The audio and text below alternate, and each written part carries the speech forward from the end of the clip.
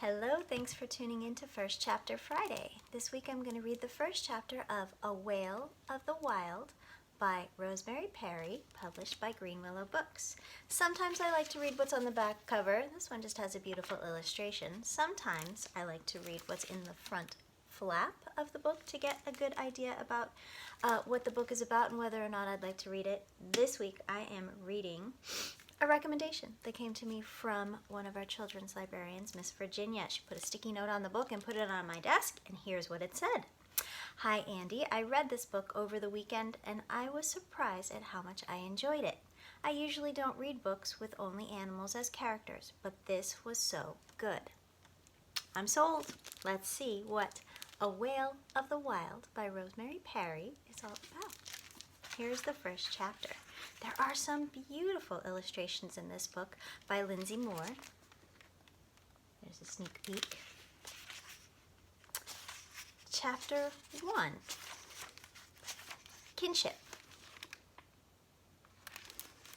In the early morning before the wind of the day wakes up, before the push of the tide changes to the pull, there is nothing to stir the mist that floats above the water. Nothing but me. My family is sleeping, all rising and breathing together after a weary night of searching for and not finding salmon. I swim beside them and roll belly up just below the surface. Each beat of my flukes makes a ring of ripples on the still water.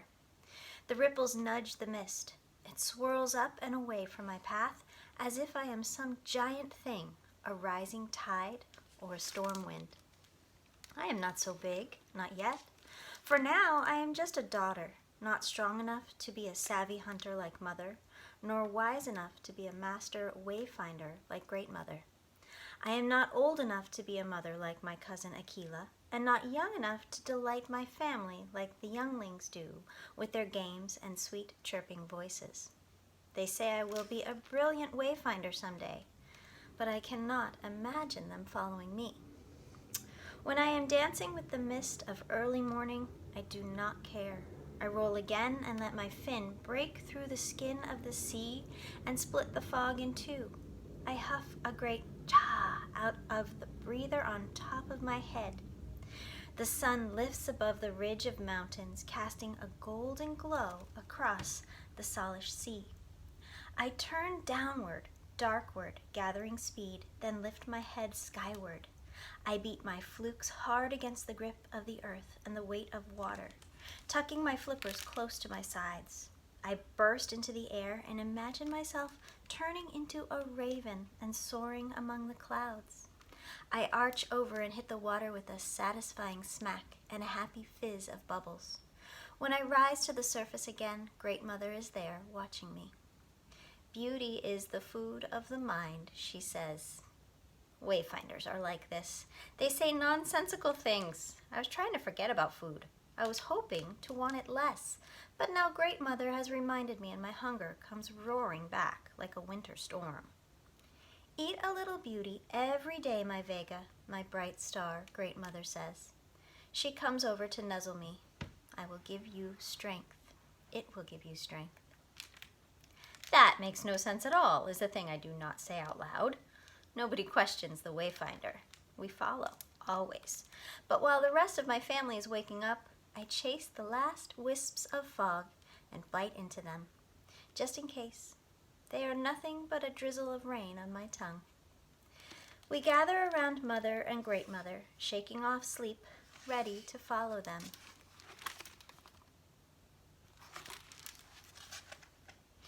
Our Chinooks will return to us, Great Mother says firmly. They always have, since the time of ice.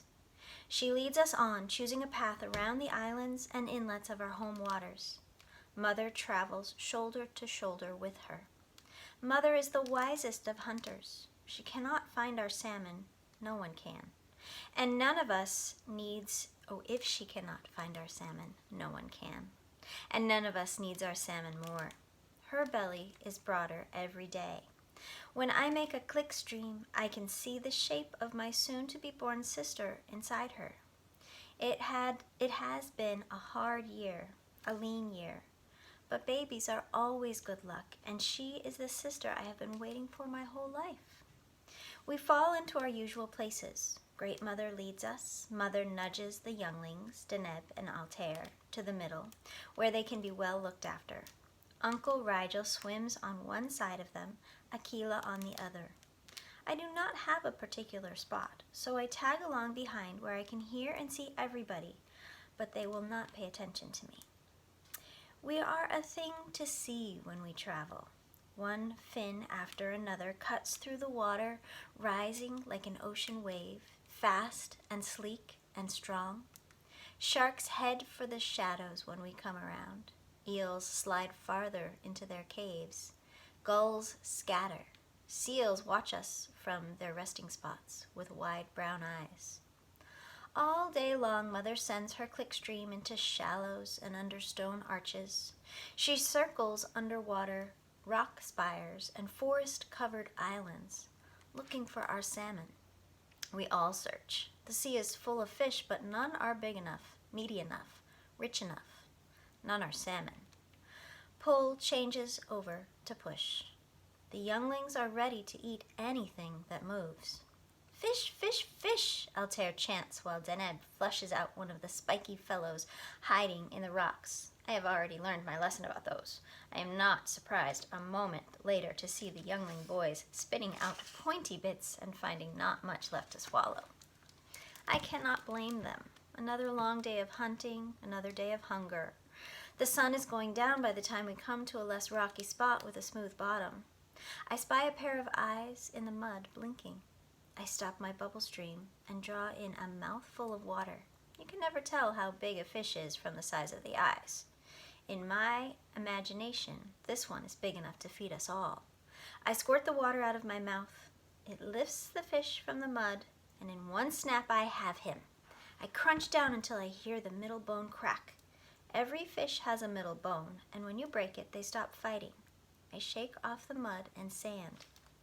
It is small, barely a mouthful. I blow out a big, sad bubble and rise for breath. Deneb spies my catch first, and Altair is right beside him. Share, share! These are the first words a baby learns. We alone, among the creatures of the sea, share our food. My clever Vega, Mother says, always noticing the little things. It takes a sharp eye to find a flatfish. We all know that flatfish are flavorless, not quite as unsatisfying as eating clouds, but almost. Only a little one, I say. I offer her the first bite. She shares her half, so I do the same. The piece I'm left with is hardly worth swallowing. I wish I had given the whole thing to Mother. She needs every mouthful she can get. I look through Mother's belly to see the curled shape of my baby sister. She is growing just as she should, Mother says. I promise. It is not kind to look through someone, but I cannot stop checking on Capella. I rub my head ever so gently across the stretched skin of Mother's belly. A sister of my own. Someone to love and look after. Someone to swim at my side and share the work of a wayfinder. Great Mother takes us out of the shallow and silty inlet to a place where the island is steep-sided and rocky. The push is stronger here. We rest and let it carry us along. There is a cave at the waterline that I remember from the last time we came this way. I move closer, and just like last time, there is a mother seal and her baby asleep inside. Another seal is floating just outside the cave, crunching through the skin of one of the spiny fishes without a flinch. Maybe it would not be so bad to eat a prickly one. I am hungry enough to try. I duck under the water and send out my clickstream. I wait for the echo of my clicks to return, tilting my chin up to catch even the faintest sound. My clicks show me the cracks and crevices where fish like to hide, as if sunlight could reach there.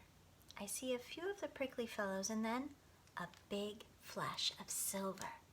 I quick turn, clickstream again. Yes, oh yes, smooth sides, all speckled gray, a hooked mouth, and fast. A salmon, a silver. Here's the picture. I surge forward, and it swerves toward the rocks, looking for a niche too narrow for my teeth to follow. I keep after it, and it zigzags up the face of the cliff. It jumps into the air. I scrape my side on the rocks in pursuit. I can taste it already. I snap and miss. It jumps again. I gather my strength and leap. I cannot quite grab it from the air, but with a swing of my head, I knock it against the side of the cliff. It falls back into the water, stunned. I grab it, pushing my teeth into its meaty sides. Salmon, at last. For a moment, I just hold the salmon in my teeth and breathe out round bubbles of bliss. I caught it all by myself, a silver. Not quite as mighty as our kings or our chinooks, but food, real food. I feel that burst of oily goodness in my mouth. It's all mine, and I could eat it in one bite. My family is ahead, turning into the next passage between islands. They would never know I did not share it. I take a nibble. It is as rich as I remember. I lift my head out of the water and I watch my family swimming all together under the stars. One after another, they breathe out a spray of air, water, and salt. Tall breaths from Mother and Great Mother, medium size from Aquila, who is only 20 seasons older than me. Old Uncle Rigel has the biggest breaths of all. The smallest spouts come from the younglings, my brother Deneb and Aquila's baby, Altair. They are about to move around a bend where they will not be able to see me with even the strongest clickstream or hear me if I call. My heart races. I have never been alone before. I could get away with eating my entire salmon and then catch up. I could. My stomach makes a happy gurgle at the thought. And then Uncle Rigel's big fin, turns, and I feel his clickstream wash over me. Mother calls my name, and then Great Mother and Aquila too. They are all hungry, every one of them. Still, they are waiting for me. In the space of one heartbeat, my greed is unthinkable. A little together is more than a feast alone. So much more. I carry my salmon to them and we share. It is not enough, not even close, but we are together, whatever the push and pull of the tides will bring. That's chapter 1 of A Whale of the Wild by Roseanne Parry. I hope you enjoyed it, and I hope that was enough to entice you to read the rest. Look for this book from the Alameda Free Library in print and on Overdrive or Hoopla. Take care.